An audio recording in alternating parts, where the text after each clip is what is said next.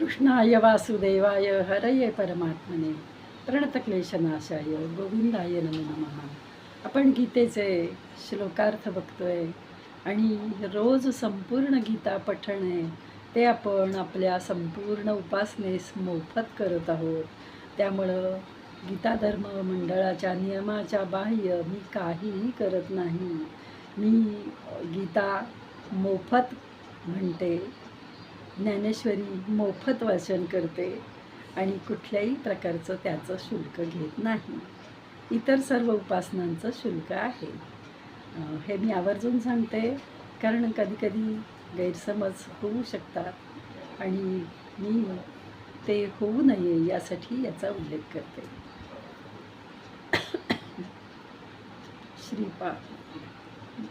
श्रीराम समर्थ. साम्राज्य क्रिएशन अमृतकाळमध्ये आपणा सर्वांचं स्वागत आहे. भगवद्गीतेचा 3रा श्लोक आपण बघणार आहोत. पश्यैतां पांडुपुत्राणाम आचार्य महतींच मून व्यूढान् द्रुपदपुत्रेण तव शिष्येण धीमता.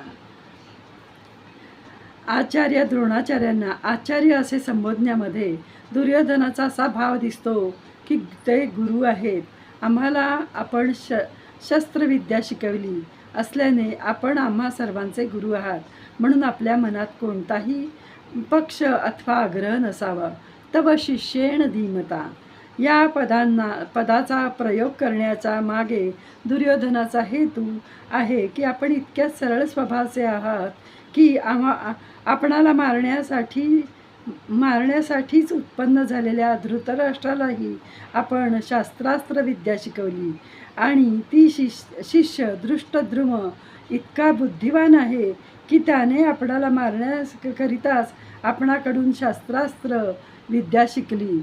द्रुपदपुत्रेण या पदाचे प्रयोजन यासाठी आहे की आपणाला मारण्याच्या उद्देशाने द्रुपदयाज आणि उपयाज नावाच्या ब्राह्मणांकडून यज्ञ करविला होता. त्या यज्ञामुळे दृष्टद्युम्न उत्पन्न झाला. तोच हा द्रुपदपुत्र दृष्टद्युम्न आपल्यासमोर विरुद्ध बाजूकडून सेनापतीच्या रूपाने उभा आहे. जरी दुर्योधन येथे द्रुपदपुत्राच्या ऐवजी द्रुम ही म्हणू शकत होता, तरी पण द्रोणाचार्यांशी द्रुपदाचे जे वैर होते त्या वैरभावाचा बदला घेण्याची हीच उत्तम संधी आहे अशी आठवण करून देण्यासाठी दुर्योधन येथे द्रुपदपुत्रेण म्हणत आहे, या शब्दाचा प्रयोग करत आहे. पांडुपुत्राणाम एताम व्यूढान महतींच मूं पश्य या ओळीचा अर्थ असा आहे की द्रुपदपुत्राने व्यूहाकार उभी केलेली ही पांडवांची प्रचंड सेना पहा.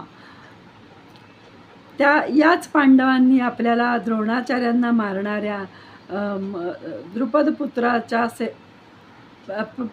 द्रुपदपुत्राला सेनापतीपद देऊन व्यूहाकार सैन्य उभे करण्याचा अधिकार दिला आहे. जर पांडवांना आपल्या विषयी आत्मीयता असते तर त्यांनी कमीत कमी तुम्हाला मारणाऱ्याला तरी आपल्या सैन्याचा मुख्य सेनापती केलं नसतं. जरी कौरवांच्या सैन्यापेक्षा पांडवांचे सैन्य संख्येने कमी होते, अर्थात कौरवांचे सैन्य 11 अक्षौहिणी आणि पांडवांचे सैन्य 7 अक्षौहिणी होते, तरी पण दुर्योधन पांडवांच्या सैन्याला प्रचंड सेना म्हणून दाखवितो. पांडवांच्या सैन्याला प्रचंड सेना म्हणण्याचे दुर्योधनाचे 2 उद्देश दिसून येतात. पांडवांचे सैन्य अशा रीतीने व्यूहाकार रचले गेले होते की ते कमी असूनही दुर्योधनाला जास्त भासत होते आणि पांडवांच्या सैन्यातील सर्वांचे सर्व योद्धे एकाच मताचे होते. या एकीमुळे पांडवांची थोडी असलेली सेनासुद्धा बलाने उत्साहाने फार मोठी दिसत होती. आपण या सैन्यात सामान्य किंवा छोटे समजू नका. आपण आपली विशेष शक्ती लावून सावधपणे युद्ध करा. पांडवांचा सेनापती आपला शिष्य द्रुपदपुत्रच तर आहे, म्हणून त्याच्यावर विजय मिळवणे आपल्यासाठी काय अवघड आहे.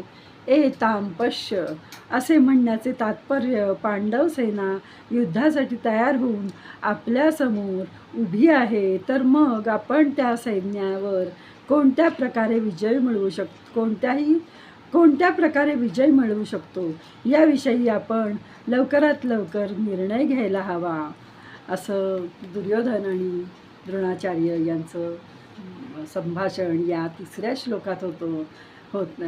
आज आपण इथेच थांबणार आहे. कृष्णं वंदे जगद्गुरुं, कृष्णं वंदे जगद्गुरुं.